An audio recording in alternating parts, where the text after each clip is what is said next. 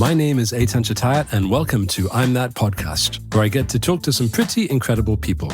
Some are friends and colleagues, some are clients, and some are people I haven't even met yet.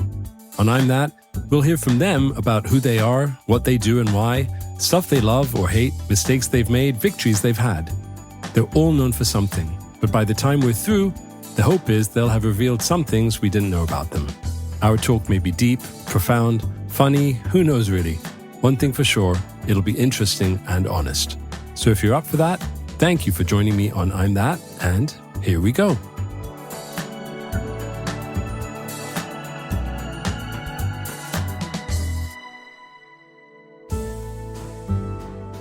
Abraham Hamra is a loud and proud Syrian Jew, born in Damascus, Syria, challenging the notion that all Jews are white. He emigrated with his family to the US after 1992 because prior to that, Jewish families were not allowed to leave Syria at all. Abraham has a superpower. He's fluent in English, Arabic, and Hebrew. His social media posts in Arabic are powerful and just what the doctor ordered to take on the lies of radical Islamists and their supporters. Another superpower is his authenticity. And his day job? Well, he's also a shareholder and the chief growth officer at Cohen Tucker and Ades, PC, a leading national immigration firm. Since October the 7th, Abraham has taken an active role in combating the surge of antisemitism we've seen sweep across the United States and the world. You'll find him pushing back against Jew haters on social media. He also organizes rallies and protests in New York and regularly gives speeches sharing his own personal experience as a Syrian refugee in America. And when I say Abraham takes on an active role, I mean he literally is in your face, going toe-to-toe with anti-Israel protesters and people who really hate the country. Brash, unapologetic, and so real, Abraham is an inspiration to many in the Jewish world, and he's certainly an inspiration to me. Welcome. Thank you. Thank you for having me on the show. I really appreciate it. My pleasure. So I was just saying before we started how I've really been looking forward to getting to know you because you have a real personality, and not everyone does. Not everyone has a memorable personality that really leaves an impact. That's why I've really been looking forward to this, because you strike me as someone who is so you.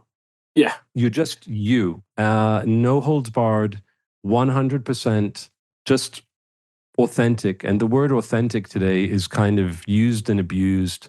And it's a very precious word to me. I mean, truth.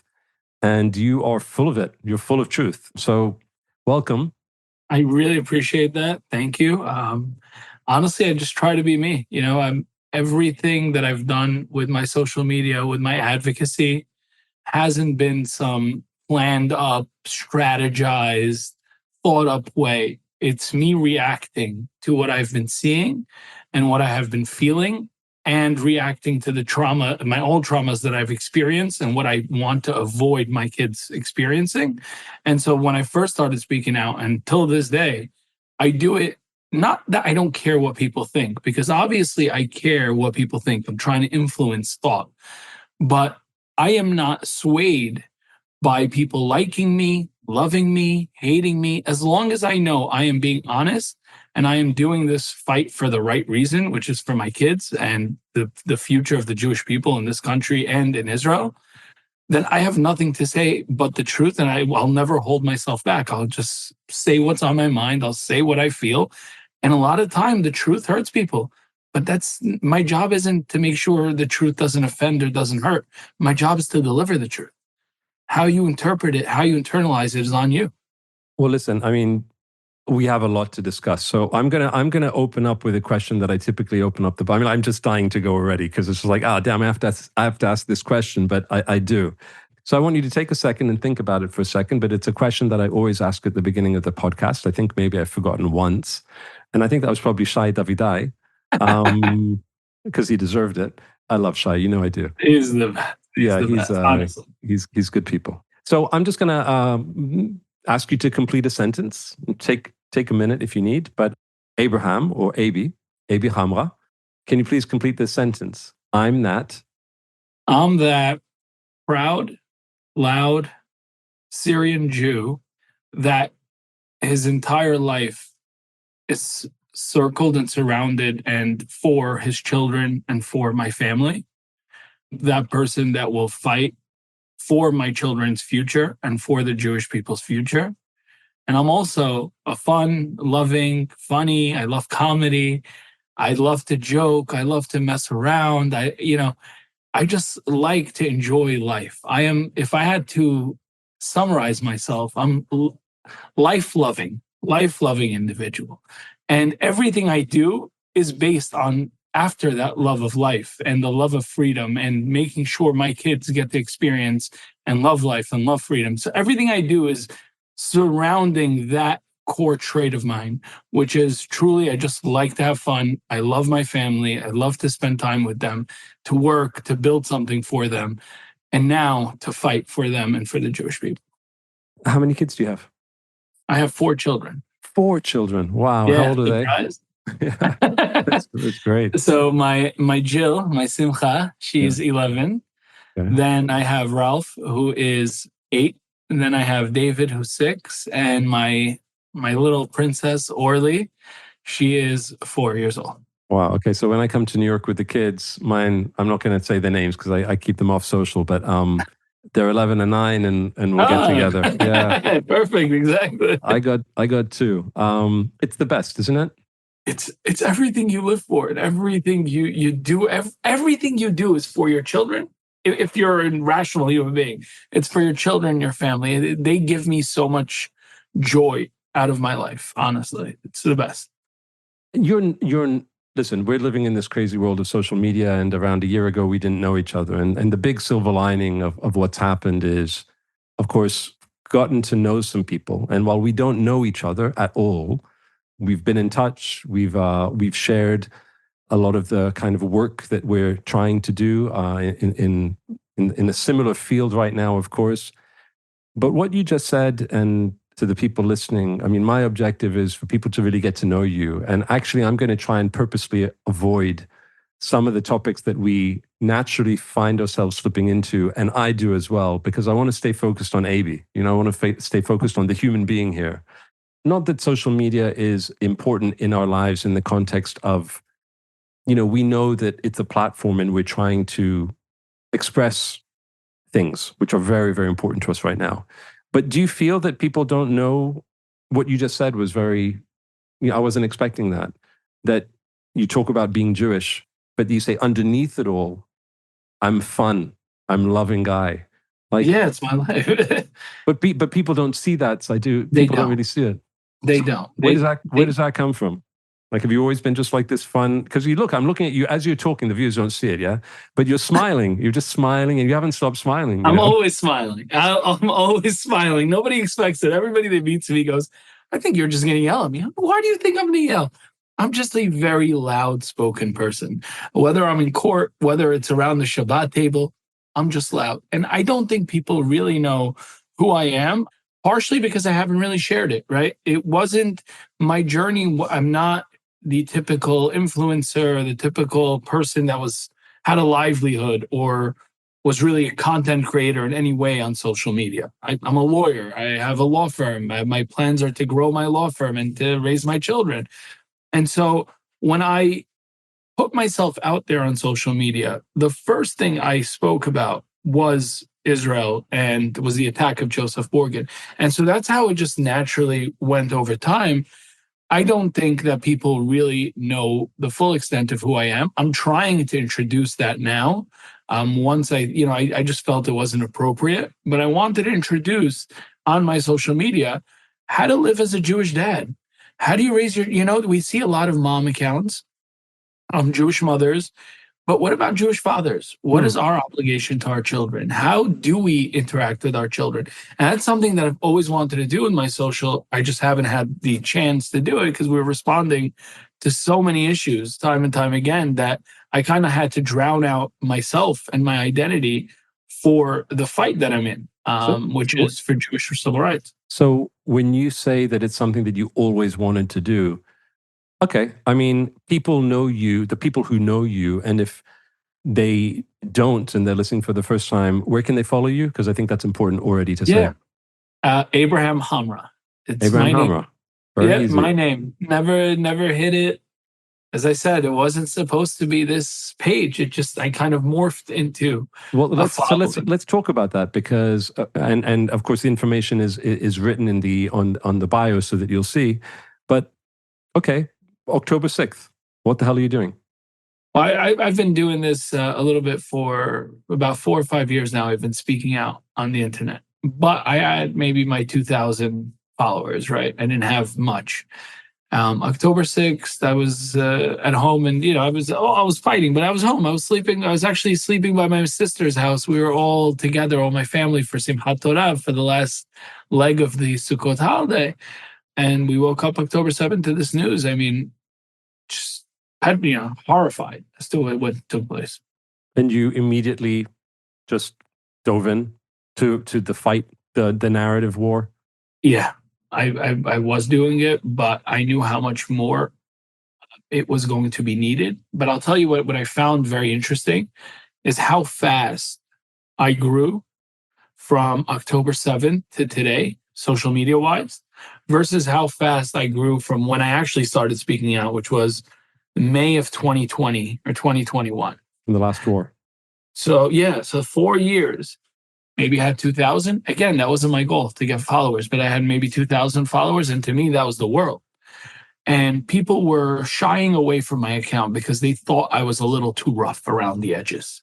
I mean, that was prior to October 7th. And maybe it's not the nice way to say this. Again, this isn't my full-time job. I am saying what I believe in the truth. So I'm not going to hold myself back. But I think after October 7th, some people started waking up to saying, okay, maybe this guy isn't just out of his mind. Maybe he's not screaming for no reason. Maybe he kind of understands how or knows something. And people started following. And I was very appreciative of that following, because I believe our voice matters. And honestly, not to belittle anybody, but at times it feels like our voice only matters when somebody wants to utilize us to make us an example of, hey, look, he's a Syrian Jew or he's a Mizrahi Jew. Great. But the second, if I say something that doesn't fit their narrative or doesn't fit the common American Jewish narrative or the Jewish diaspora narrative, I get called rough. I get called X, Y, Z. And to me, it's counter, right? You're saying you want to increase diversity within the Jewish world. But if you have no appetite and no patience to hear a diverse point of view, then you're not looking for diversity, if we want to be honest. Let's talk about for a second, because I think that we're going to get into it, but I want to focus on you and not what's out there yet. Yep. So I'm gonna dial it in a little bit and ask you, diversity. You come from Syria. Yes. And you have spoken about this, of course. It's a huge part of who you are. But for the people who don't know, who the first time that they're getting to know you, where were you born? How were you raised? What's the story of your parents? Yeah. So I was born in Damascus, Syria. At the time, it was 1987. The remaining Jews of Damascus, Syria, because majority of them were ethnically cleansed prior to 48 that year. But we were about 5,000 people. We couldn't leave the country prior to 1992. So I was born as a Jew into a country where my family could not have taken me and left and immigrated to America. And that's because? There was a law banning immigration of Jewish families as a family unit. And basically that we weren't allowed to leave until the United States reached a treaty with Syria in 1992, 1990s. Early 1992 was the first wave of Jews out to allow their Jewish residents to leave. Now, during the years that we were in Syria, prior to being allowed to leave, we were preyed upon by not the Syrian Muslim population so much, but the Palestinian, or who identify themselves as the Palestinian population, that ended up in Syria and ended up taking a lot of the Jewish homes and the Jewish quarters and a lot of the Jewish wealth that was abandoned in 48. They preyed on us, and there was no repercussions. To show you the extent of the abuse, if you ask my father, right, who obviously lived in Syria much longer than I did, what do you think of Hafiz al-Assad, right? He's great. What? Did I just say, like, people are like, what? Did he just say his dad would have said Hafiz Assad is great? Of course. But was he really great, right? To my dad, he was the world. Because prior to Hafiz Assad, my father, as a Jew, couldn't go 10 kilometers from his home without a special permit or a special visa. When Hafiz al-Assad came, you can go travel all around Syria as a Jew. Nobody dares to stop you. But you can't leave with your family. But you still have restrictions in your profession. But there's still discrimination, and violence against you gets swept under the carpet. However, those little rights that he did give to that Jewish population show you how deprived of freedom they were. They looked at it as if he was a heroic figure, almost coming in and allowing them to live a life, right? It was horrible. They were abused. They still are till today. And there's really nothing you could have done about it because you were a Jew and you had to understand your place as a Jew, or as they would refer to us, Shefet Yehudi, a piece of Jew. People who listen to the podcast know me a little and might recall that my father is an Iraqi Jew. And the Iraqi Jewish community was, there were around 150,000 of us back in the 50s, and there are none left. And we were treated in exactly the same way. Yeah. And so this is something that a lot of people don't know, AB. A lot of people who are listening, because it's mainly Fortune 500 listeners to my podcast, are not very aware of what you're saying, because I'm sure that a lot of people listening will listen from the Jewish demographic from our social media. But a lot of people that follow this podcast are entrepreneurs and business people, mainly on LinkedIn. And they might not know that a mere 40, 45 years ago, this is what was happening. And this is where you come from. This is your heritage. So you're a kid, your father, is living in what he feels is a kind of a freedom. But right. What happened? I mean, you're there and then you got your visas. All of a sudden, we're there. I was attacked in early, I think 1990, 1991. A Palestinian threw a stone at my head as I was playing with my grandfather's yard. Cops came, they did nothing. But by 1991, 1992, the 90s, the beginning of the 90s, the US and Syria were in negotiations. Everybody in town knew that they were in negotiations. Now, the Jewish community was beside themselves. We're finally going to get out. We're finally going to be free. Some people didn't want to leave. Some people were scared. Where are we going? What's going to happen to us? But the Syrian community, by large, were ready to run out the door as soon as we were able to leave. And I would say in 1992 came around, my grandparents, my mother's parents, and my mother's sisters and brothers, my uncles on that side, left first. This is one story that I vividly remember. They left first. We were supposed to be on the next pack of people out of Syria and into the United States. Hayas was helping us tremendously here. And in 1993, Assad goes, you know what? I changed my mind. You remaining Jews, you can't leave anymore. Only the ones that left. And so now it was so traumatic.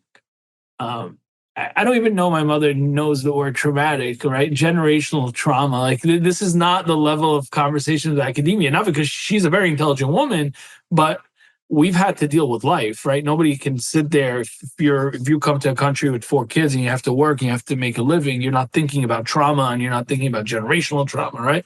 But my mother and myself, I remember we were all crying. Are we going to be separated from my jiddo and from my teta, who already left Syria in 1992? It was horrible.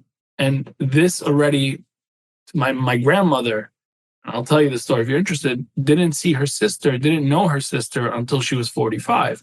And so this was almost like a re-traumatization out of the same exact factual scenario. Because prior to 1948, my great-grandmother picked up, at the time she didn't have my grandma yet, and moved to Israel, to a kibbutz in Israel.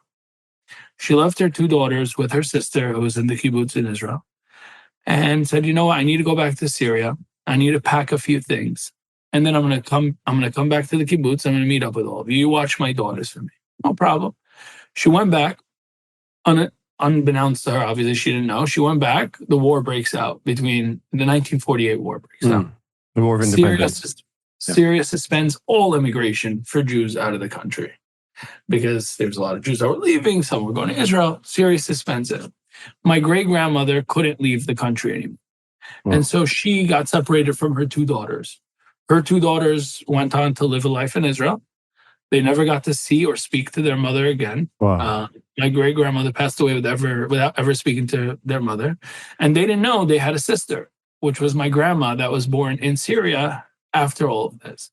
And because we couldn't leave, she didn't really know them, right? Like you couldn't just pick up a phone and call Israel from Syria. You'd be chopped up the next day. But she was, and I tell her the story. When we came to the U.S., she flew to Israel and she met her sister Orly and her other sister Ora. That's one of the reasons I named my daughter Orly, right? Like Ora. And I gave my daughter my grandma's middle name as like to reconnect them. Very young, right? And so she was 45 years old when she first met her sisters. And now one of her sister's nieces, her husband was murdered, was the only person killed in one of the kibbutzim, and he was expecting a baby. Now in October 7th. In October 7th. To show you how connected all this hatred is. This is hatred that has been compounding on itself for me, my family, for Israel, and the world is blind as to the true face of this hatred. So let me ask you a question. It's a fascinating story and it's a tragic story, but it's also a beautiful story. You said loud and proud. I prefer passionate because you can't fake passion. I mean, you see it, you feel it, and you have it, and you speak very intimately. For example, the story that you just told, it seems very precious to you, your story, your heritage, your roots, what you've gone through. And I'm trying to like not be focused on where we are right this second and what you are known for. Because how old are you? 36. 36. Okay, so and 4 years ago you were 32. So let's go before you were like doing what you're doing now. How passionate, how important is everything that you are known for now over the past 30 years of your life? Like, how important is your story to you? It was a roller coaster. It's my story, my heritage, my culture, me being Syrian is vitally important to me. It's not because of the antisemitism. It's important, but I think I saw its importance more and more as I aged, right? So coming as an immigrant to a new country, not speaking the language, right? I came in first grade. Right. You were bullied immediately. It's very hard to fit in. And so my first objective was to get rid of my accent. How do I get rid of my Arabic sounding accent? I can't be different than all these kids in class. And so that was my focus. And I would spend days on trying to change how I spoke in a mirror, looking in a mirror. And you were in New York? In New York? In New York. In New York. Okay. So you're a kid, okay, gotcha. You came. I you're needed to change the way I was sounding. I didn't like it. I didn't want to be different. I'm very shy, personally. I outgrew that a little bit as I got older, but that's who I always was. Very sensitive, very shy. Completely, you can't tell it through the videos, but that's who I am, like core-wise. I think you can see that you're sensitive, mate. I don't know about shy, but sensitive, absolutely. Yeah. You're all heart. I mean, that's you're all heart. But keep going. But so I practiced. I got rid of the accent, and then it was go off to college time. I went to college. I was probably one of the only kids in the community that we call us off the boat. I'm a boat, right? I'm one of the only boats that went and dormed in a college and left Brooklyn and the enclave that was my Syrian Jewish world, right? And I did that for a variety of reasons. One is because my dad wanted me to get an education. I wanted to be a doctor, and it was just push. Like, we knew I had to get an education for me to do something in life. We didn't have money, so Daddy can't pass down a business or open me a business. It was on me. And during my college years, I didn't speak about it much. And this is interesting. I didn't speak about not the fact that I'm Jewish. I did speak about the fact that I'm Jewish. But I didn't speak about the fact that I was Syrian. Because again, I didn't want to stick out, and I didn't want to be different, and I didn't want to be an Arab, right? That Arab. Especially, it was right after 9/11. It was like 5, 6 years after 9/11. It was very touchy. And so I had to be almost, I was cognizant about that. But, people knew I was Syrian. Once I became friendly and became comfortable in college, started showing my showcasing my story as a Syrian Jew. I got over that sensitivity, that like hide it so people don't pick on you BS. But I still never really told the story, right? It was just, I need to succeed. I need to get out of law. So I need to get out of college. I need to go to medical school. And I was going to be a doctor. I have a chemistry degree, but I changed. I went to law school at the end. But so, that's what I was concentrating on. How do I build this up? And so it wasn't really about telling my story or sharing who I was. And then I graduated law school, is the same thing. I had to change my name. I changed my name from Ibrahim Abu Hamra to Abraham Hamra because I couldn't get a job anymore. I graduated top 10% of my class out of law school. Magna cum laude, my degree right here. And every job I applied to, they would turn, maybe I wouldn't even get an interview. And kids I was tutoring were getting interviews. I wasn't even getting a phone call back. So I remember speaking to my dad about it, and he suggested, you know what, go try it yourself. And that's when I started my own law firm. But when I first started my own law firm right out, I had a big problem. No court reporter would know how to spell Ibrahim Abu Hamra. And so I decided to chop down my name. And I'm like, how do I make it sound more American Jewish, right? Because my whole idea here, I came from Syria, I became in America. How do I fit in? How do I become an American Jew? Do I change my name? And I decided against it, right? I was going to make it, I took out the ABO, so it's not Abu Hamra. Right. Abu is father people, a father of, exactly. Yeah. And so I'm like, you know what? Maybe I could make the name Hamraberg or Hammerstein, just to make sure there's no confusion about it, right? And this is all just insensitivities, right? Not understanding that, there's a beauty in being diverse. Sure. There's a beauty in being different within the Jewish world. It was just me trying to fit in. Obviously, I decided against Hammerberg and Hammerstein and just left it Thank God. plain old Hamra, which is what it was in Syria. Plain old Hamra also. I don't know how we adopted the Abo, but we got it when we came with immigration. But and then I had my daughter. When I had my daughter, that's when everything came rushing back to me. Well, wait, so you skipped the wife. Oh, the wife. She's vitally important. She'll be watching this. I know it. She's the best. I met her. I was in college. You know what 20. I can do? I can edit so that she comes first, and then you're like, and then I had the daughter. We'll see. I don't know. She understands. No, but I met her. I met her. I was 20 years old. She was 19. We were both in college, and we just dated forever. I didn't have any money, and this is one part that I actually really we just really fell in love. I mean, she came from, not saying well, but she was okay, right? Her father was fine. They were in Great Neck. It was nice. And I didn't have a car, so I would have to borrow my dad's green 16-passenger van to pick her up, take her to dates, right? It's like a Long Island Jewish girl getting picked up in a Korean church van, which is what it was, right? Imagine when we have 4 kids, love. We're gonna have 4 kids. We got the minivan. She stuck it out. Listen, it blew my mind that she stuck that out with me. She didn't say, "Oh, you don't have money. I'm going to go." Not a word. She stuck out law school with me. What's her heritage, by the way? Her dad is Israeli, Yerushalmi. Okay. But initially, his dad is from Halab, Syria. Oh wow. Okay. Aleppo, and her mom is Ashkenaz. Okay. So, you got a bit of both. All right. So we got a mix. I have some matzo ball soup now and a little bit of gefilte fish. Good. Diversity is good. But she accepted it. She was great. I went to law school. We got married the last year of law school. She worked. She supported us. We lived in her parents' basement because I still didn't have any magical money up here. And we had a daughter as I was passing the bar. So I was literally holding my daughter in my hand, looking at my phone. Wow. Did I pass my bar exam or did I not? I need to pass this because I need to make money for this kid. Yeah. I don't have a choice, AB.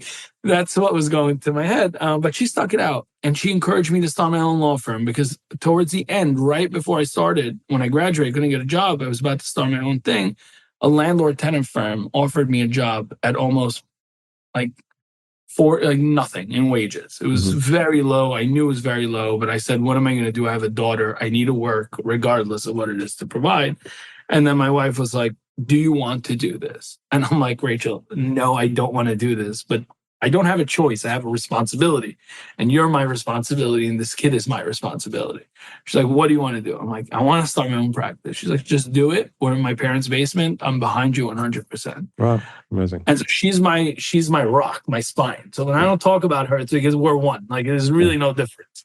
But my daughter made me love my heritage again, because it was somebody, and I'm like, okay, I need to fill this person up with information, right? And we're Jews, right? I'm Jewish. And so part of that information for me is, how do you pray? Are you going to pray? I want them to pray, right? How are they going to pray? In what tradition? In what culture? I have 2 boys. I want them to come with me to shul on Hagim. I want them to come with me to shul on Shabbat.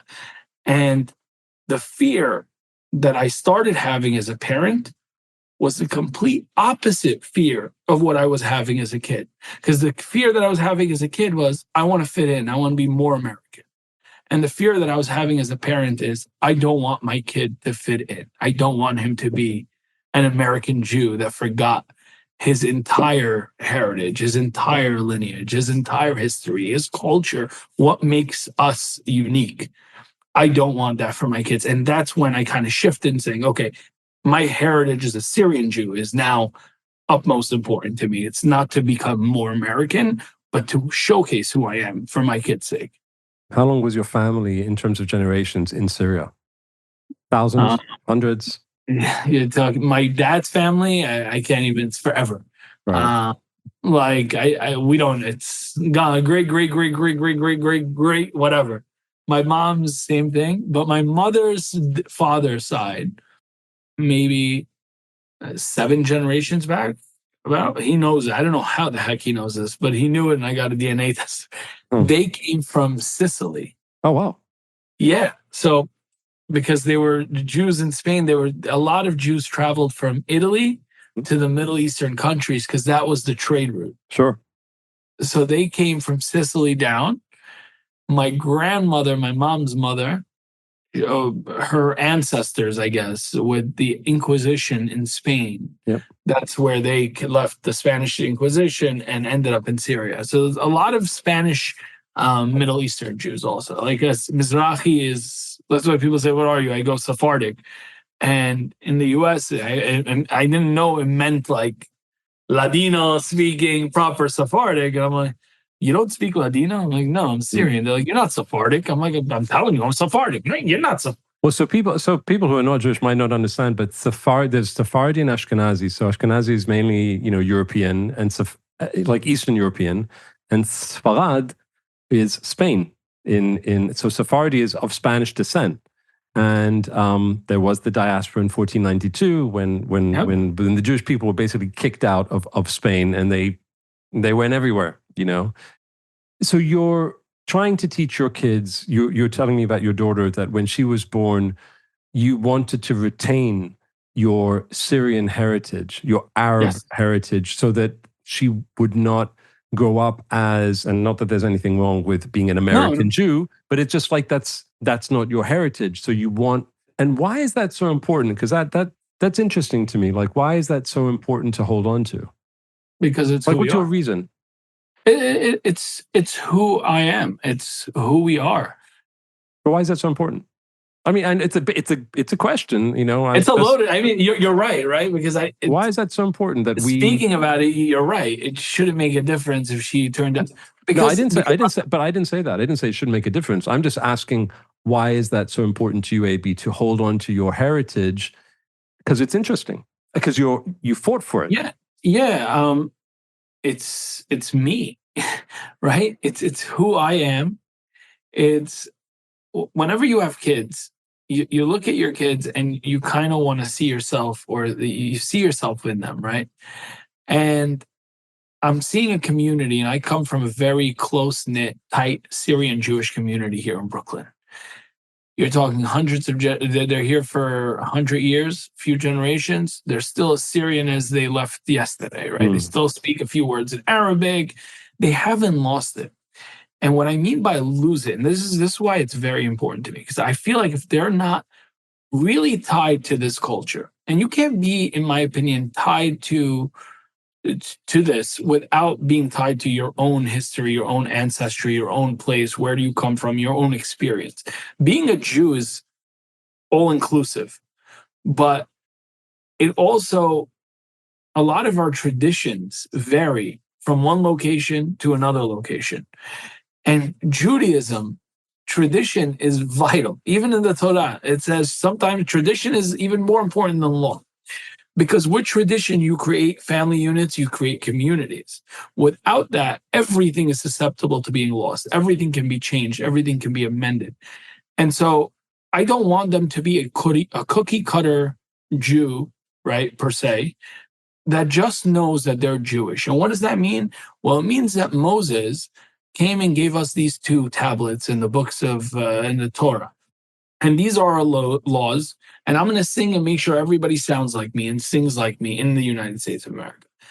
There's no beauty in that. It doesn't show a reflection of the true Jewish people. Our beauty is our diversity. Our beauty is that there's a synagogue that would pray in Ladino, and then there's a synagogue that would pray in English, and a synagogue that's going to do it in Hebrew. How the Ashkenazis pray or how the Sephardics pray. The beauty is in that, to be a tribe, to be different, but then to be connected. Like me and you, I have no, before this, we really didn't know each other. There's something that says water has memory and the DNA has memory. And maybe that explains it all, right? Like maybe that explains why me and you, having never met, having never really spoken before this, we got to meet, we kicked it off like it didn't take much for us to actually like each other. It doesn't take much for two Jews who are speaking to each other to actually feel each other and like each other. That's the reality, because we're all one, we're all from the same, we share that DNA, this memory of our bond and whatever in our blood, in the DNA. But the important part also is appreciating that differences, appreciating the journeys. I'm an Ethiopian. If you're an Ethiopian Jew, right, you have the food, you have your foods, and you have your culture. You don't want your kid coming and moving to America, right? Because I think people have a better idea. It could be more stark of a difference, right? You don't want your kid moving to America, throwing out thousands of years of Ethiopian Jewish history and academia and study and debates and traditions so he can just become an American Jew. Why are we killing that identity? There are no more Syrian Jews. There will be no Syrian Jew born in Syria tomorrow. If my daughter becomes an American Jew, there is no such a thing as a Syrian Jew in 50 years. But if my daughter retains that identity, I am a Syrian Jew, that never dies, that never goes away. When was the last time that you saw Fiddler on the Roof? Never seen the movie. Okay. You have to watch that this weekend, my friend. Okay. Because that touches exactly on what you're saying. There's the, Chaim Topol, when he sings tradition, and he's singing about the tradition and the heritage and where you come from and your roots. And then there's also his children. He's worrying about his children marrying and where are they going to go and who are they going to be with and what are the children going to be like. And one of his daughters meets a guy who wants to go to America, and she's in love with him. And they are embracing the new way of life, the modern way of life. And it's very interesting because on the one hand, you want to retain where you come from because it's precious to you and it's who you are and it's in your blood and it's rich and it's interesting and you're not cookie cutter, like you said. On the other hand, you got to let go a little bit. And I think that's the beauty. That's the beauty of that movie, which is why I want you to watch it, because it's like, okay, well, and I think this is one of the big questions about the Jewish people. One of the things that we spend a lot of time thinking about it without talking about it so much. But you just did, which is like, how can you hold on to the past and yet move into the future and become, as you are, an American, a law firm, and your children are going to grow up in America, which is an amazing country with lots of opportunities and abundance. But at the same time, I see what you're saying as a parallel with what America stands to lose if they don't embrace diversity. And I actually wanted to ask you a question, which I don't know if anyone has asked you before, but before, around 15 minutes ago, when you were talking about the fact that when you came to America, you wanted to kind of like blend in because you were Arab and it was a 9/11 world. Yes. Have you ever like talked to, and I imagine that you have, Arabs who are not Jewish and who are good people who face the same dilemma that we hear about, that, Islamophobia or just, discrimination, because you were discriminated against in America, it sounds, not because you were Jewish, but because No. you sounded like an Arab. Yes, that is true. Yes, I've spoken to Arabs about that because they face it. But I'll be honest with you, every time I have that conversations, we just usually laugh at it because a lot of my Arab friends are very successful business owners, and in New York at least, and it's like these morons really didn't want us. Like they don't want me. They don't want you as an attorney because of your name. I built a seven-figure litigation firm, which I sold. I'm building an immigration firm now. I've done 3 roll-ups, mergers, acquisitions with these firms and growing. It's like you really wanted to pass up on the opportunity. You're goddamn lost, right? So like the Arab world also very much like the Jewish world in a sense, where everybody is really working with everybody. Like the Syrian Jewish world that I know, right? I don't know the mass, but the vast majority, the Syrian Jewish world, it's like my cousin needs a job tomorrow. I'm going to call my other's cousin who may have a friend who's, and it's a community based world. Muslim community is the same. The Jewish community, it's the same community focused cultures at the end of the day. So I have spoken to them about it, not recently. I'll be honest with you. I don't really care about the effects of Islamophobia, so I haven't really spoke about them recently. And I'll tell you why I don't care. Not because I'm a heartless piece of crap, but it's the same reason I don't really care about, I don't know, racism against the KKK. Right? Racism against the KKK? Yeah, racism against white supremacists. Oh, I don't okay. care about, you can't, right? You can't be a racist against a majority. That's the idea. And this is where DEI, you can't have it both ways. They want it both ways, they can't have it both ways. DEI says you can't be racist against white people in the United States because to be a racist, you need to be in a position of power that can actually affect change or prevent somebody from getting a job. So if you're black and you don't have that position of power in America, like that's the argument, then you being a racist against a white guy isn't going to do anything because you are not going to prevent them from getting a job, XYZ. However, if you're white and you're the majority, you have the power to oppress the minority. Okay, the world is 7 billion people. 2 billion are Muslim. I'm sorry, it's 30%. And I'm going to spend my time concerned about how to bring equality to a third of the world. Like, it's great to say, and nobody should be discriminating against anybody based on race, religion, or anything.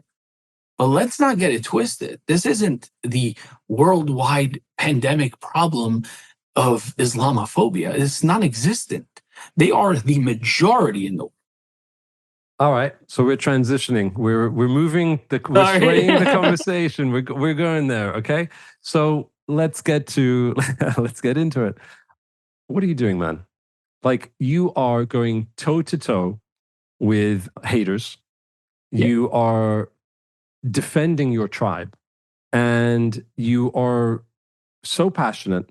You are so in your face. You're so, as you said, you're loud, you're proud, but you go at it, and you don't hold back. Like even what you just said right now, which might be, it's sensitive. You're in America. I mean, I'm Israeli, and I'm in Israel, so I can say what the fuck I want because we're not politically correct here. But you're running immigration. Yeah, and you're saying the quote unquote the wrong things, which I think are the right things to say. But you don't really back down. Why are you doing this the way that you're doing this? Is it just because you don't know any other way? You have to be yourself? No, I can do a million different ways. I can be easy. I can be diplomatic. I can do whatever they want. Right. I've had training as a litigator. I've never really lost a trial. I'm good at what I do, so I can modulate my voice either way. Right. This is me talking from my heart.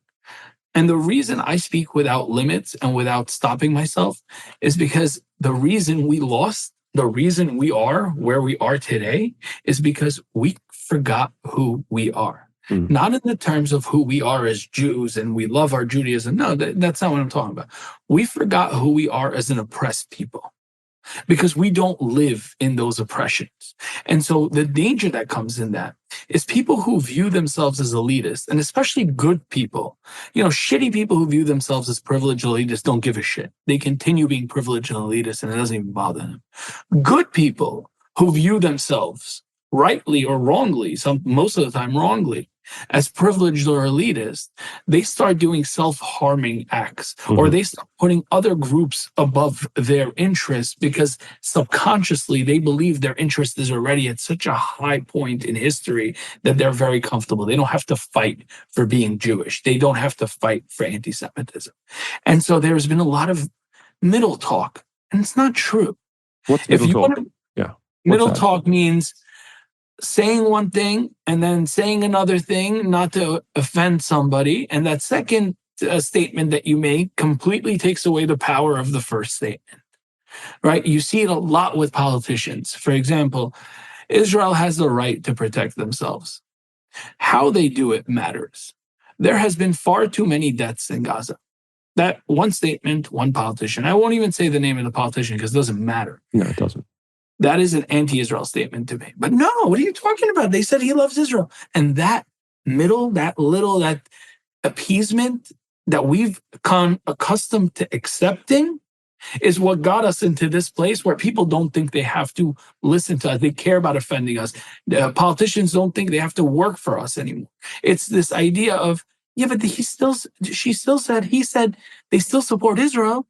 Yeah, but did you listen to the entire but that came after? Yeah, but they have to say what they have to say to win over the other crowd. Very nice. Why aren't you saying they have to say what they have to say to win over the Jew? Why aren't you making that statement? Oh, wait, you think you're too logical? No. What is the, that's a very interesting question. What is the answer? Why, as you just said, why are they not saying what the Jewish community would like to hear from them? Right, because the Jewish community sees the urgency in this. I don't think we're really appreciating the need to act, our urgency to act. And so politicians are politicians. At the end of the day, they're in it for votes. And this is why I'll never be political. I will never say Democrats, Republicans. This is a fool's argument. You're selling services of other people. No interest in being a salesperson for either of these parties. But what is we need to use politics. We need to play politics to get politics to be on our issues and with our interests. And so if you know that and you're trying to sway them, then you need to know what motivates politicians. What motivates politicians are two things: votes and money. And what's affecting votes and money is vocal. People on the streets, that could affect votes or money, right? If I'm protesting against you. And so there have been so many politicians throughout that have appeased Israel, not appeased Israel, that have done the moral thing. And for a long time of Jewish history, a long time of our history in the United States, Israel wasn't really such a hot button topic. I mean, most of the people, most of the Congress supported Israel.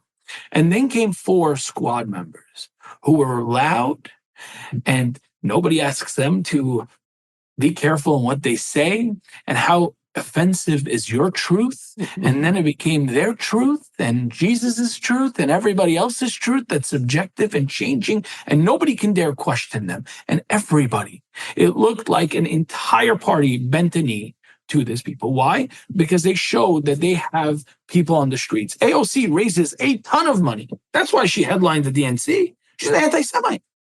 She wept over the Iron Dome. Why aren't we speaking out about that? Why aren't you? Well, I know the DNC, they're good. I like Democrats. I hate Republicans. This is being and lying to yourself and feeling privileged and feeling like you sit on top of the social and that you got to make sure everybody else gets taken care of before you take care of your own interests of your own house. They are activating thousands of people on the streets. We can't activate 100 people on the streets. The politicians see that and say, you know what? If I vote for Israel, if I vote for the Jews, there's going to be protests up my butt outside of my ability by pro-Palestinians. If I go against Israel, if I go against the Jews, there'll be Abraham Hamra screaming. I'll get one of my friends to say he's crazy screaming. And then there'll be 5 other people that may make a statement, but we know that the majority of the big-time influencers aren't really going to attack. And I'll be honest, they haven't. Nobody's attacked Nadler in New York. I live in New York. Nobody's touched him. There's zero reason that everybody isn't losing their mind with Nadler and Schumer. Zero of a reason. Eitan, like, they've been fighting since I remember 4 years, literally, for IRA's definition to be enforced, which says, an IRA's definition of anti-Semitism says that anti-Zionism can be interpreted as anti-Semitism. However, within that definition itself, it says criticism of the state of Israel, the same as leveled against any other country, is not anti-Semitism. Now, as a lawyer and as an advocate, for years, I've been advocating with different groups, different Jewish organizations, demanding that this definition is the definition that is used by investigative bodies at school. Because what they're using, the excuse the anti-Semites are using is, I'm not anti-Semitic, I'm just anti-Zionist. It's a loophole. Yeah, it's a loophole. Right. So close the loophole. So we've been demanding every organization, Jewish IRA be used. Great. Republicans moved a bill called Campus Awareness, Anti-Semitism Campus Awareness Act. The bill forces that the Civil Rights Department of the Department of Education, when investigating a case, has to utilize IRA's definition of anti-Semitism. Okay? Beautiful. It's everything we've been fighting for. Every Jewish people. Congress passed the bill, bipartisan, overwhelming support for the bill, passed on a bipartisan level. Nadler voted against it, but didn't stop there. Went to Politico and took a 5-page interview defaming IRA, the very statute that every one of these organizations and advocates have been fighting for years. I saw this and I lose my mind. I'm like, guys, you're not understanding. Schumer is going to, you know what? You can watch so one of my old videos. I'm like, you guys are just not getting it. Schumer, this bill now is sitting on Schumer's desk. Okay? He's going to look at it and say, what am I going to do? Do I advance it for a vote? And it'll pass. If I advance it for a vote, I'm going to get canceled. I'm going to get protested by Palestinians, and I'm going to be destroyed. If I don't, well, let's see what's going to happen. He looks around, and he looks at Nadler, and he sees his congressional person who did nothing, who voted against it, and who defamed it, and nothing happened against him. No consequences. People on the streets, people weren't demanding anything. There was no risk of him losing the Jewish vote. So Schumer, there was an article that just came out last month. And you know, because I message you, I message everybody. And I'm like, guys, Schumer's going to sleep on this. Article came out last night. Somebody in aide or something from Schumer's office. Schumer is stalling the bill, has not brought it up to the House, doesn't plan to bring it up for a vote. And the world is shocked. Stop. This is lying to ourselves.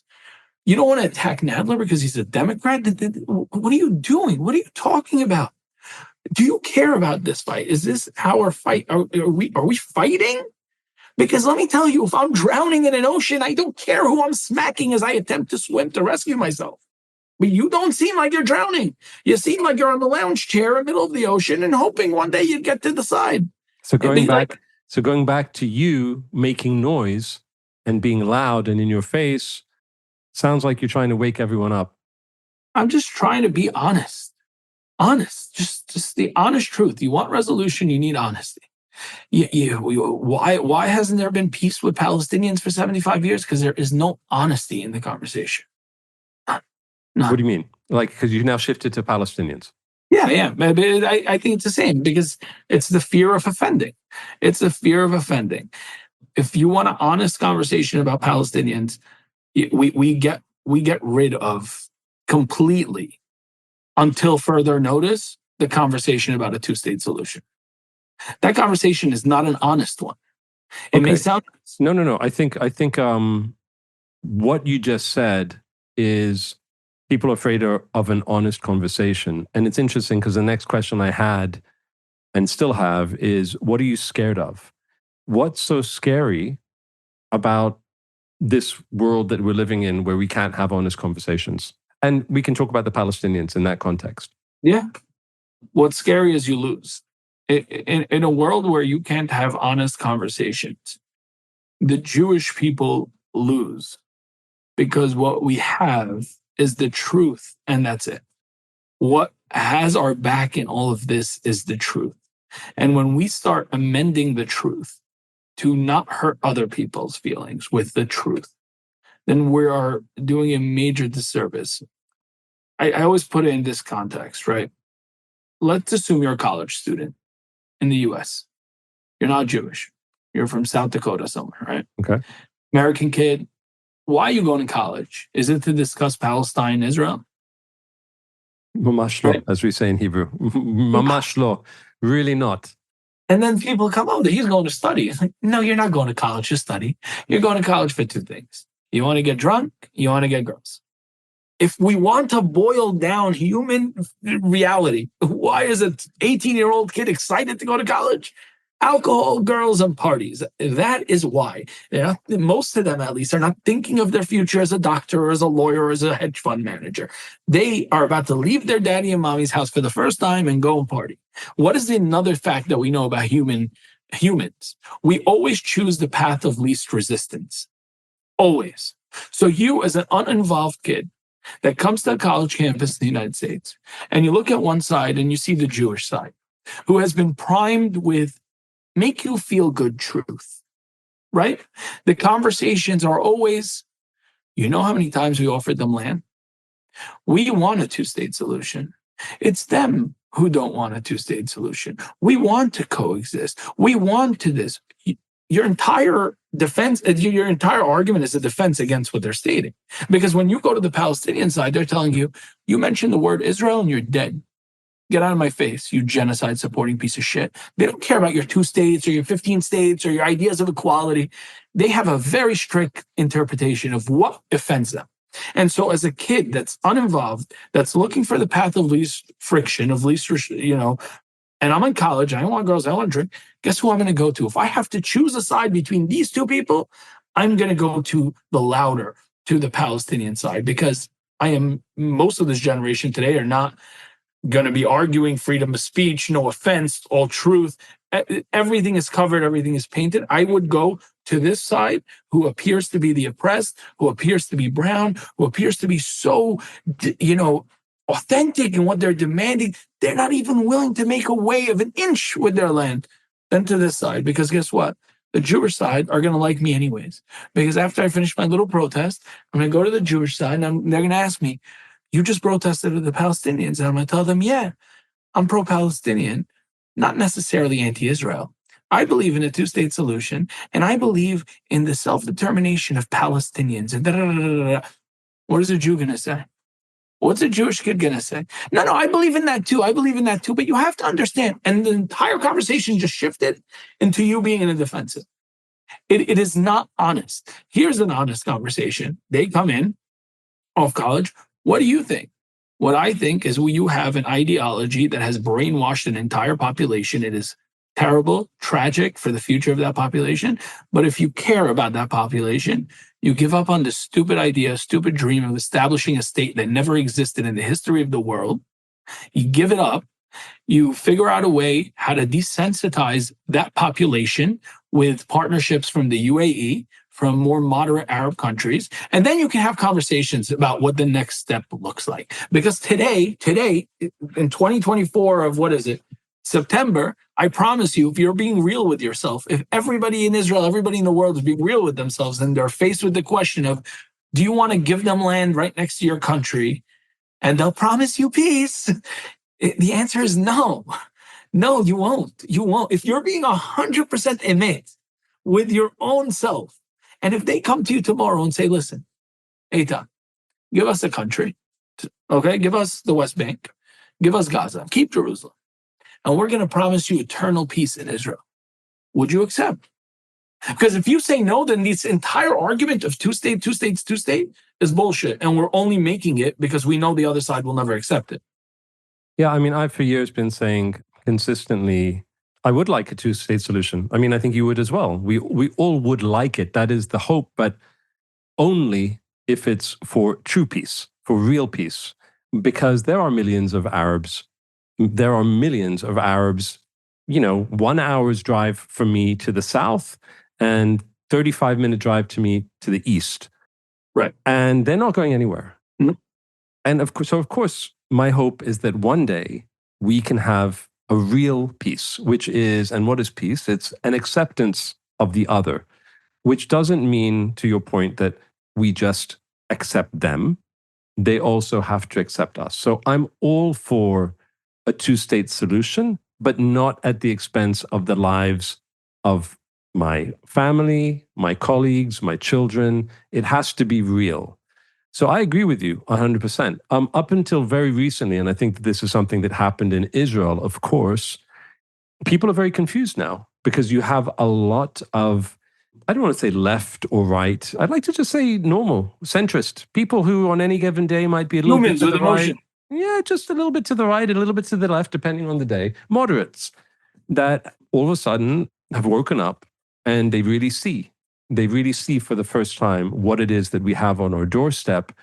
And because we're in such turmoil now, and we really are, we're literally trying to survive right now. It's very difficult to think about the future because we're so focused on just surviving I won't even say day, every hour. But it has to be real. And I agree that a two-state solution right now, a real two-state solution, the utopian two-state solution where these people accept us and we accept them and lines are drawn up and this is it. This is the deal. We need to live in peace. It's just not realistic right now. Right. It's tragic, not at the ideological level. It's tragic at the physical, realistic, everyday living your life level because people are really suffering. I can tell you right now that I have right outside, I'm looking at my living room and there's a building, like a very small street in between our building and the next building. And it's being built. It's construction site. And every day there are like 20, 25 Arabs from the West Bank working there. We live together. You drive to Jerusalem, you go through, it's very real. Can I ask you a question? Honestly, yeah, sure. on this point, because it's an interesting point, right? And so the question is, I assume people are human beings. And since they're human beings, they're not above being brainwashed. It is undeniable for the last 75 years, if not longer than that. These people, this culture, this region, they have been brainwashed against the Jews and against accepting a Jewish state. So the reality is, I don't think, right, if I'm being real and honest, mm-hmm. I don't think you will reach that moment of the other side willing to accept a state of Israel without the help of another Arab country like a UAE sure. or like Saudi Arabia to help desensitize them. But then if they are desensitized and they are de-brainwashed and they could live side by side with Israelis in peace and prosperity, why do you need a second state? Why do you need a second state? Yes. Well, I think Palestine never existed, right? To say that they were here so they deserve a state is equivalent to me saying, well, there were Jews in Syria. Why didn't we get a slice of Syria when you divided it after the Ottomans? There were Jews in Iraq. 20% of Baghdad was Jewish. Why didn't we slice up a part of Baghdad? What I'm saying is we give up our things so goddamn easily. We were deserving of those lands. We gave them up. There was a population shift. I'm not saying to discriminate against people, or then what this is to clarify Islamophobia. Not that it's not real. People can discriminate against people because they're Muslims, and it's disgusting and deplorable. And we should live in peace and equality with everybody. But why is it necessary to create an additional Arab country that had never existed in the history of the world before to satiate them, right? Because if they can live side by side in peace and prosperity, then they've gone over this ideology of Palestinian, because that's what it is. I truly believe it. I hear Hassan Musab Yusuf say it as well. This is not a nation. It was never a nation. It's an ideology of Arab revolution. If that's what it is, then its true intent is never a state. And when they are desensitized, then a state shouldn't be the demand. It should be, hey, make us citizens of the state of Israel. Let it be one land, managed as a democracy. And since we're desensitized, since we can live in peace together, since we're desensitized, since we can live in peace together, what's the problem? Why do we need to create a second state? That's my objection. I can tell you what I think. And this isn't my political point of view, because I've never heard that question asked, but I think that your average kid that grows up today, who grows up as a Palestinian, well, first of all, what you said, I don't think it's entirely true that all of them are brainwashed. I think that there are lots of people who are, of course, brainwashed and radicalized, especially if we're talking about Gaza. But in the West Bank, you do have freedoms that they do not have. And you have a lot of Palestinians, and even now people are objecting to the word Palestinian lately. But I think it's even that is difficult now. I'm looking at you and you're smiling, but I recently said, the Palestinians, and this was like my news feed was filled up and it's people saying, well, they're not Palestinian. Crazy. That's right. How they identify. I'll call them by how they identify. Of course, and I think that there's something to be said for, there are a lot of people who are brainwashed, but there are also a lot of people who are scared. And we are living in a world where the Jewish people are a tribe, but we don't have the same fears as, I think, Muslims living in tribes in Arab countries. It's a very different culture than Arabs living in the West. So yes. I think that I just wanted to say that I don't think that everyone is brainwashed, but I think a lot of people are. But there are also people who, I think it's very important to keep that in mind, that there are people on the other side who are not brainwashed, but are literally scared. And they would probably like a better life and they would probably like peace, but they're too scared to even speak up. So they go with the flow because the tribe is saying Jews are terrible, Israelis are evil. And it's horrible. And it's very difficult to, and I've met people like that they can't say it in their culture. It's like gay Muslims in the West Bank. They cannot be gay. They cannot talk about it. So they come to Israel. That was one thing. The other thing, though, going back to your question, which I thought was fascinating, which is like, well, if we get to the point where we can have coexistence and acceptance one of the other, and there is already a state, then why create a new one? I would say that a kid growing up today as a young Palestinian, 4-year-old, 5-year-old, I mean, the Palestinians today got dealt a bad card. Today, the average Palestinian today got dealt a bad card. Why? Because in 48, and I'm not talking about the decades that preceded 48, I'm talking about in 48, there was an opportunity for the land to be divided fair and square by the powers that be in the world. And they made the wrong choice. It doesn't matter why, but they made the wrong choice, which they've regretted up until this day. So it's like they had something that within reach. And then it got, I'm just saying this is a fact, and it got taken away from them. That is a very, very, very tough thing to live with. I'm not saying that's the reason to give it to them. I'm not saying that you give it because you feel sympathy, but I understand, especially with Arab culture and how important it is to have dignity and how important it is to have respect. To not have that, I think, is killing them. They are unfortunately, and I say this not as a put down, I say this as as what I've understood to be a fact from Arabs that I've spoken to, and the research that I've done is they are the joke of the Arab world. And I think that that's an awful thing to feel. I think it's an unfairness, but it's a cycle because they are not able to break out of this cycle. And I'd like to think in my fantasy world, which is maybe if we could get to the stage, I'm talking about utopia, mate. Don't say that this is not something.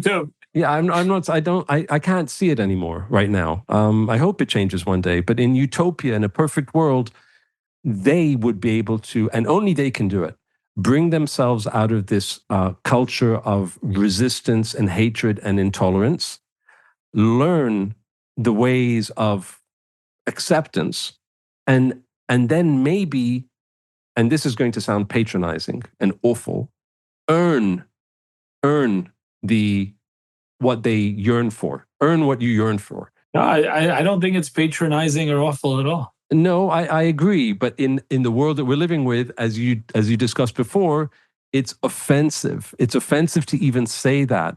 But that's the uncomfortable truth. And I say this, every time I say on a podcast, I'm not going to say it again. I'm not going to say it again.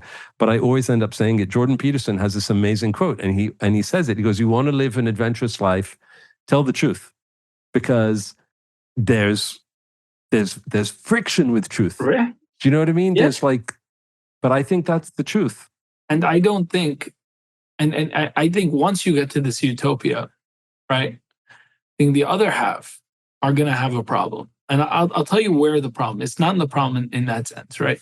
Once you get to that place where you can give a second state, let's assume the Jews from Arab countries, again, and this is why we feel ignored and we feel unseen in the larger issues, right? Everybody's so concerned about seeing a justice for these Palestinian people. Do you know how beautiful the synagogues and how ancient the synagogues were in Syria and in Iraq, and the burial place of our prophets, and the burial place in Iran of Mordechai and Esther? And Jews are deprived from all of those cultural sites in all of those Arabic countries. So to me, as a preface, even if we get to that utopia, I'm not having that conversation until the rights of the Jews from Arab countries are restored. And what that means, I'm not looking for reparations. I'm not looking for a handout. I'm looking for welcome back to your land. Go visit the sites. If you want to live here freely and without fear of your life. And if that happens in the Arab world, then let's have that conversation. Okay, so we'll have that conversation in a few hundred years. Right. And that's exactly why I say it is a useless conversation. It's an illusion. Why aren't we having more realistic conversations of how do we deal with this? Like, what do we do in reality? It's not a two-state.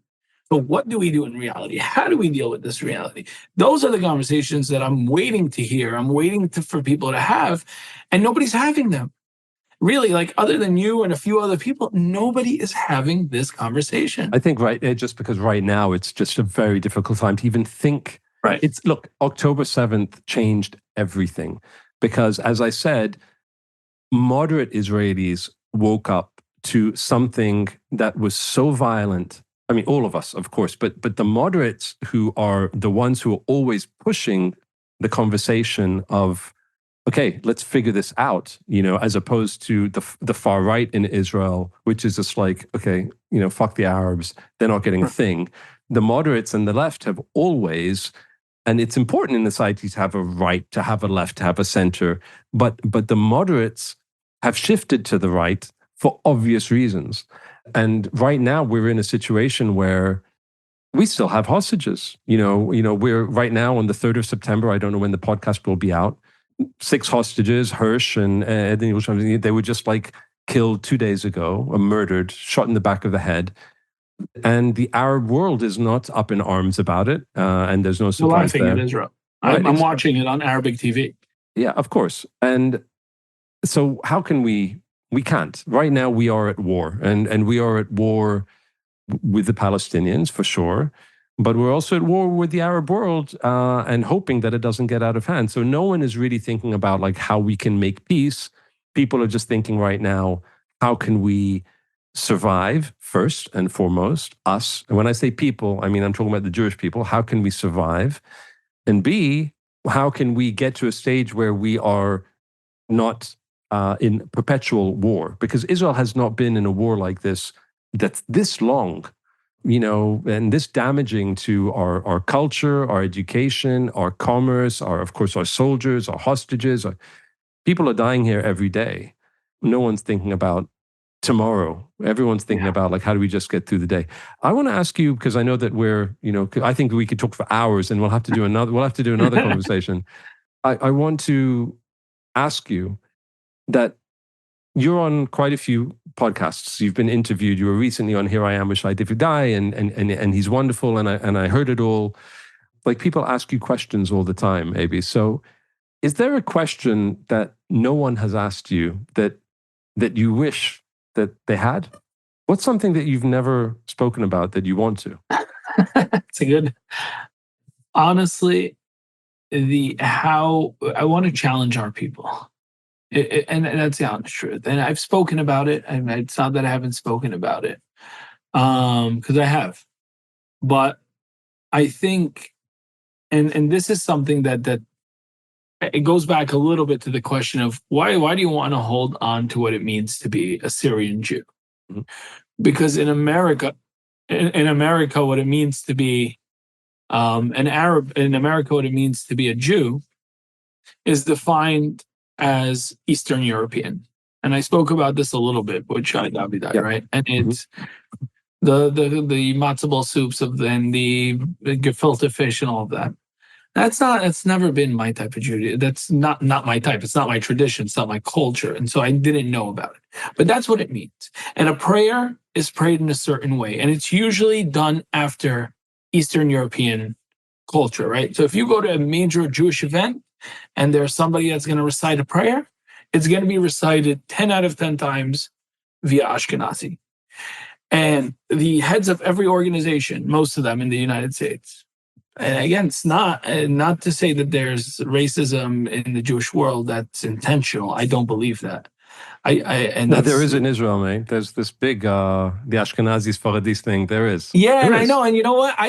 To me, it's so natural because we all came together from all different parts of the world, not knowing each other. So it's only natural to question each other, right? Like, how the hell are you Jewish? You're from Syria, you're from Poland, or you're from Ethiopia. So the beauty of it is like, that's what, that's where the diversity came, but hopefully they change it. But I'll tell you, even in the US, I don't think it's intentional discrimination.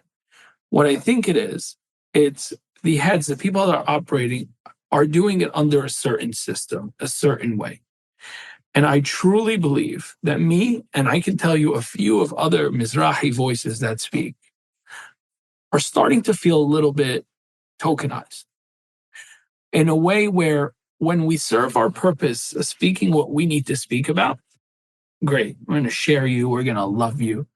But when we say something that's not in their purview or not the way it had been said or been done give me a short example, just so that, because get in your head, because you know what you're talking about, but I'm not sure that I do. So what's an example without digressing too much? You step out of line. What's stepping out of line? Stepping out of line in terms of, the way I speak, being loud.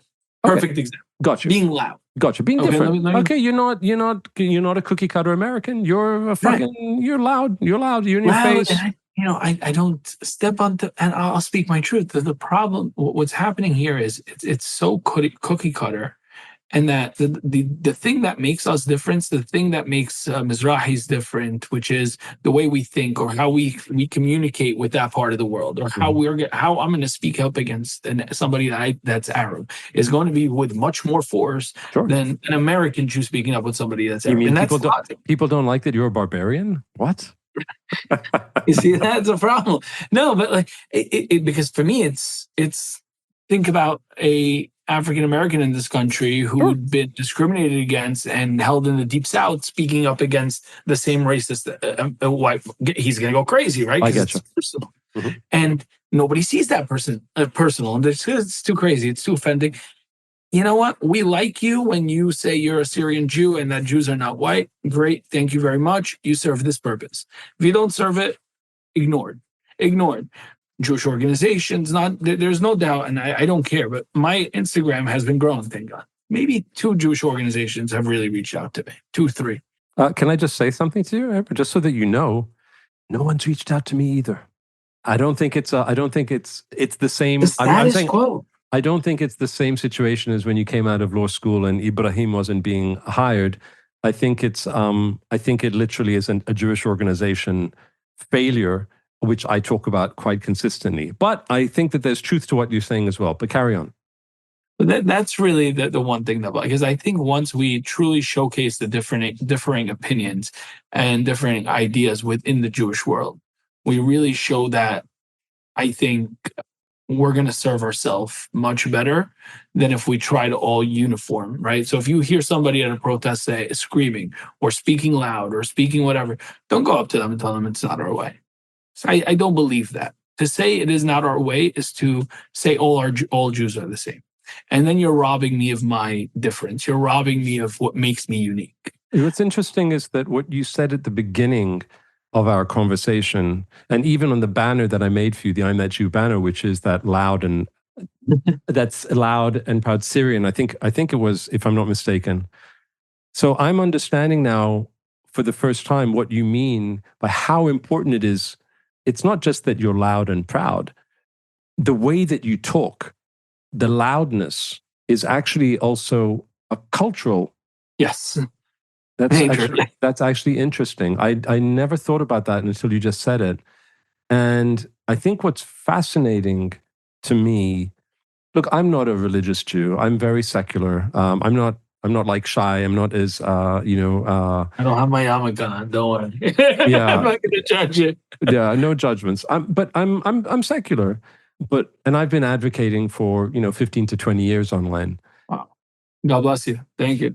Oh, no, it's, a lot of people don't know that I'm That Jew as a film even. They think that it's just these banners. But what the past year, the silver lining is seeing how truly diverse we are. Because in the previous wars, in the previous conflicts, when people would speak up, you'd speak up, other people would speak up, but then within 3 weeks, within 4 weeks, within 5 weeks, the conflict would die down and everyone goes back to normal.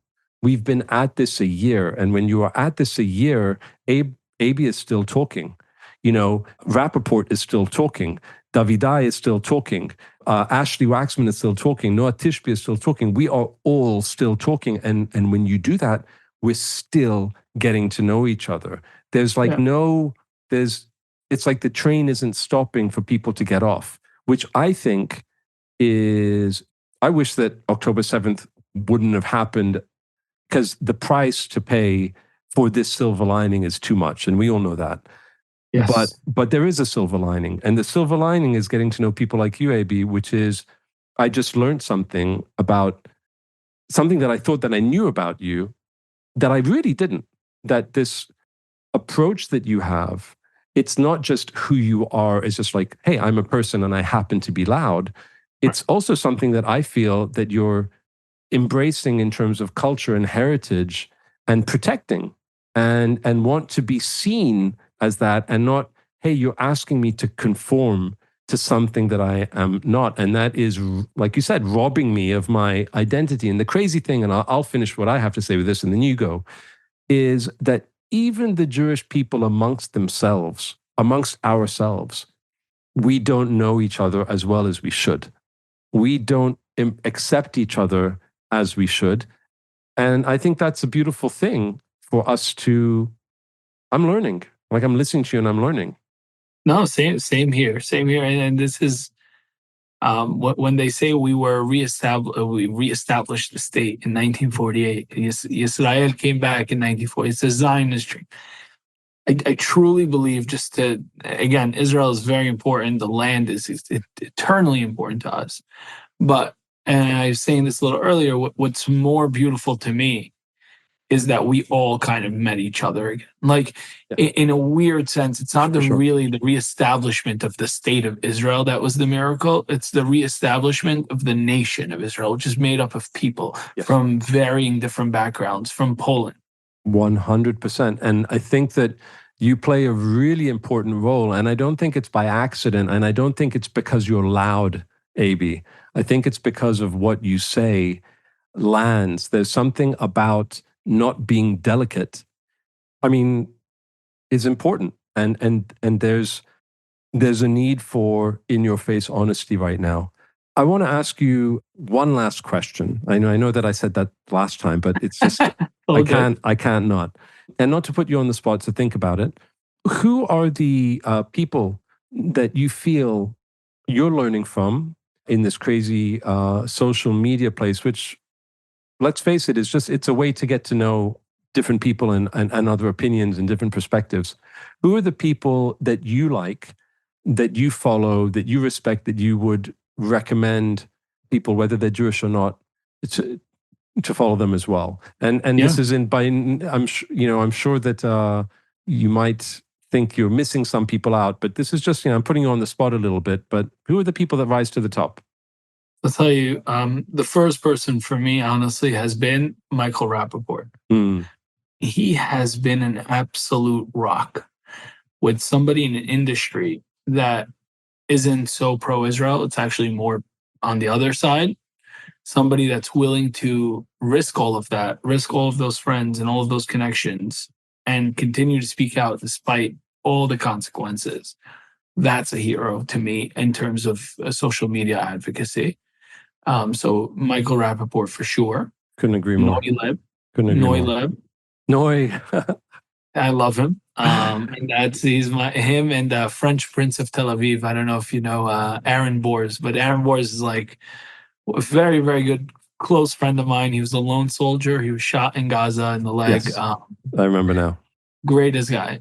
So he's great. Follow him.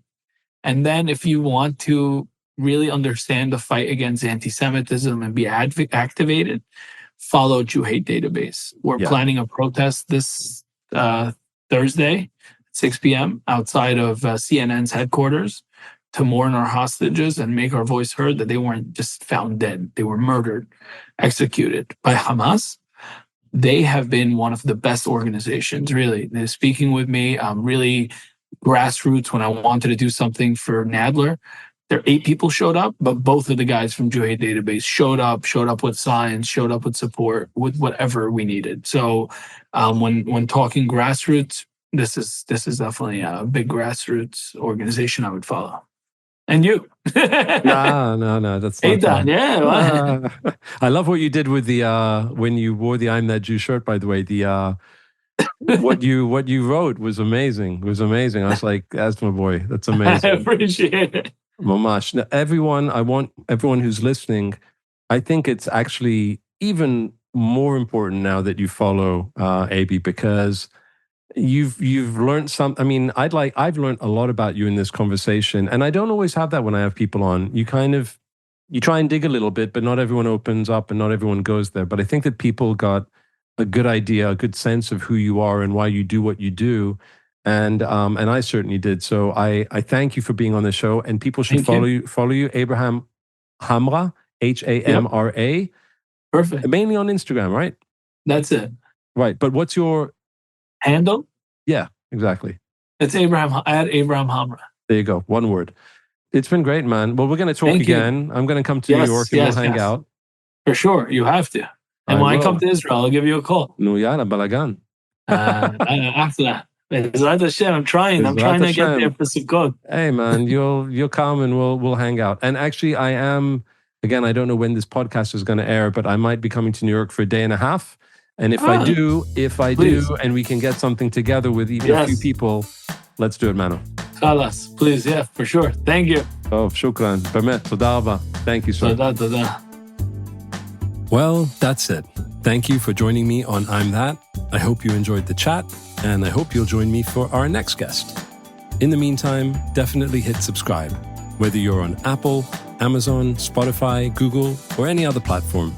And if you can, leave a comment, give it a like, and tell your friends. That would be brilliant. Stay tuned for the next show, and see you soon.